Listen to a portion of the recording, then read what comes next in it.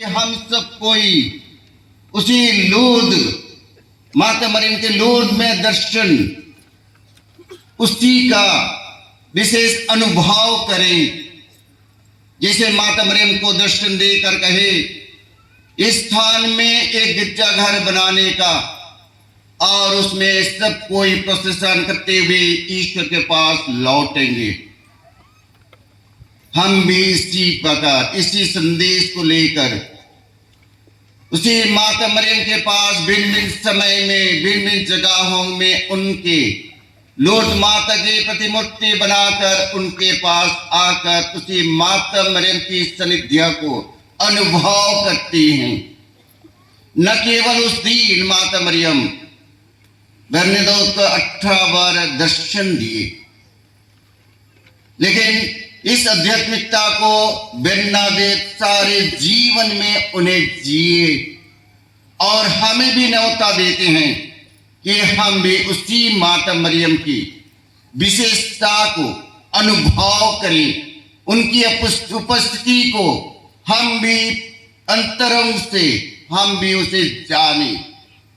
माता मरियम न केवलम बेरनादेत को दर्शन दिए, भिन्न भिन्न जगहों में भिन्न भिन्न व्यक्तियों को दर्शन दिए और हमें भी दर्शन देना चाहते हैं। हमें भी उनके पास बुलावा देते हैं और संदेश देते हैं। यदि हमारे मन और हृदय उसके प्रति लाएंगे, ये एक चिन्ह मात्र है जहां माता मरियम बेरनादेत के द्वारा उदाहरण दिए। हमें भी माता मरियम भिन्न भिन्न समय में उसी प्रकार हमारे अंतरंग में हमें भिन्न भिन्न संदेश देते हैं।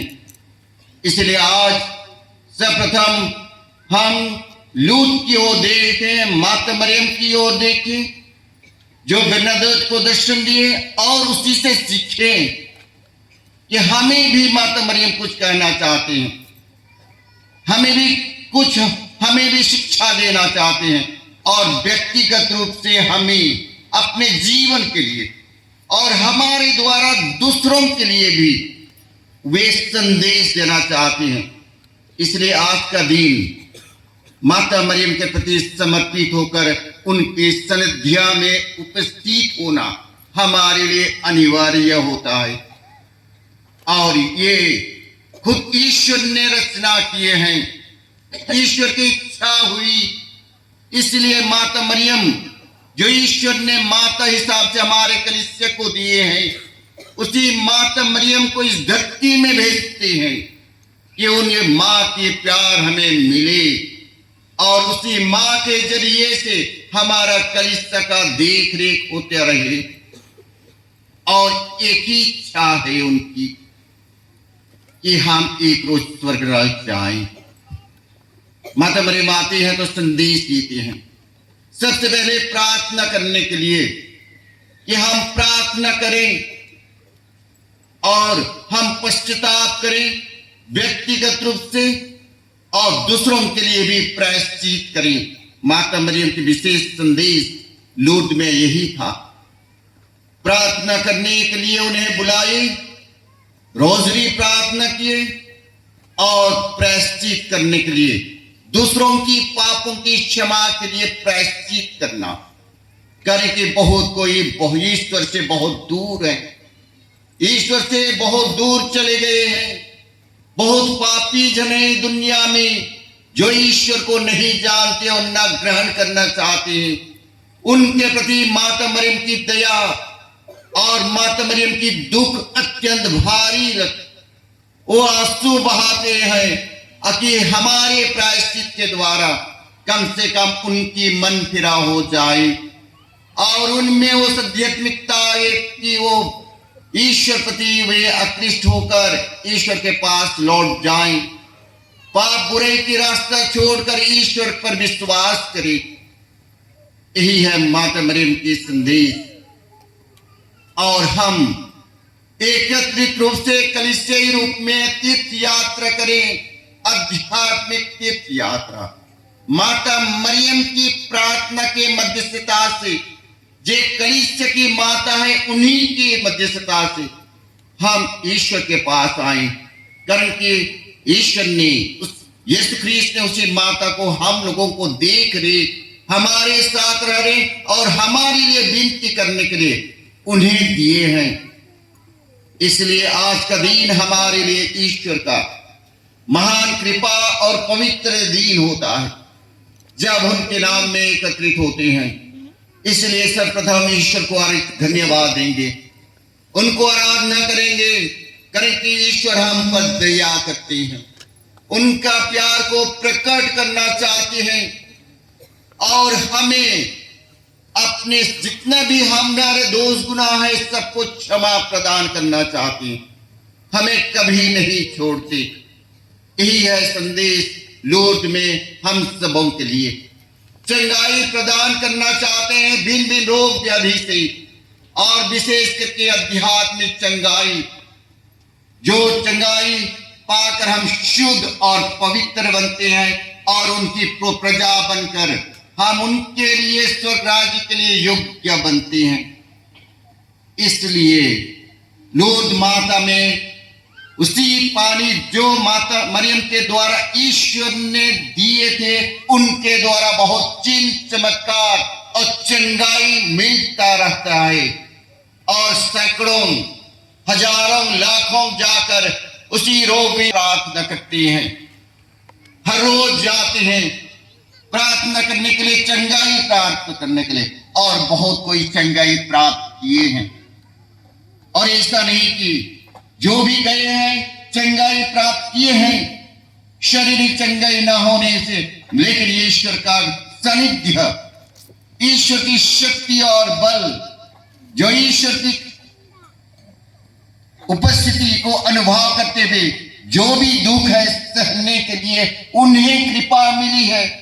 सबसे बड़ा कृपा है आध्यात्मिक शक्ति, वही सहने के लिए जो तकलीफ कठिनाई को उसी क्रूस में चढ़ाकर हम भी पवित्र बने, और दूसरों के लिए हमारी पाप, दूसरों की पाप गुनाह के लिए हमारी कष्टों के द्वारा, हमारी बीमारों के द्वारा दूसरों को चंगाई प्राप्त करे, आध्यात्मिक चंगाई, उनका मन फिरा होए। इस प्रकार की चंगाई भी उन्हें मिलती है।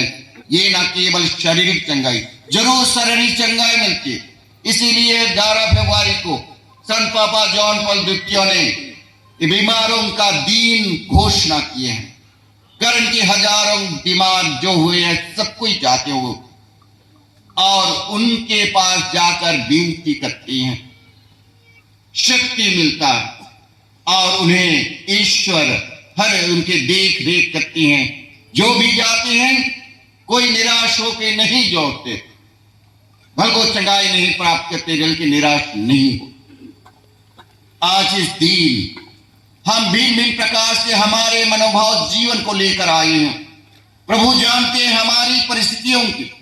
आज के पहला पाठ और सुसमाचार और दूसरा पाठ में हमें एक ईश्वर की परिकल्पना और सपना को हमें प्रकट करते हैं, जो ईश्वर चाहते हैं कि ये नई आकाश और नई पृथ्वी, ईश्वर की राज की स्थापना ईश्वर करना चाहते हैं प्रभु यीशु ख्रीस्त के द्वारा।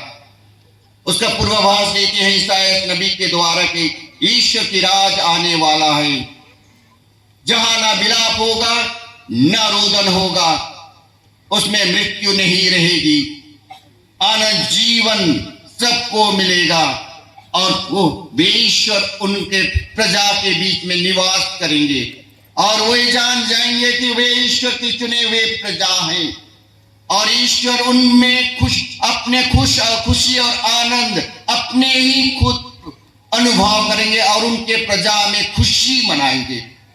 और उसी प्रजा हम लोग हैं जो ईश्वर पर विश्वास करते हैं। वे आनंदित होंगे हमको देखकर कि हम प्रभु पर भरोसा रखते हैं।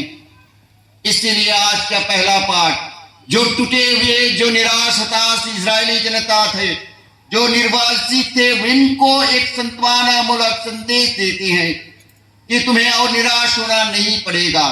जो दुख दर्द तुम्हारे अनुभव है वो सब तुम लोग भूल जाओगे, कारण कि तुम्हारे में परमेश्वर ने एक महान चिन्ह, महान चमत्कार, एक नई राज की स्थापना करने जा रहे हैं।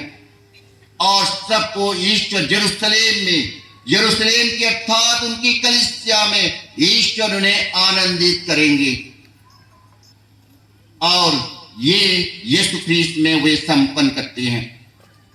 और यीशु ख्रीस्त के द्वारा हमें इस राज्य का विशेष उनके रक्त के द्वारा, उनके पश्चाताप के द्वारा हमें अपनाते हैं और अपनी निजी प्रजा बनाकर उसी विरासत के सहभागी बनाते हैं जो विरासत प्रभु ने हमारे लिए देने की प्रतिज्ञा की है और हमें दिए हैं।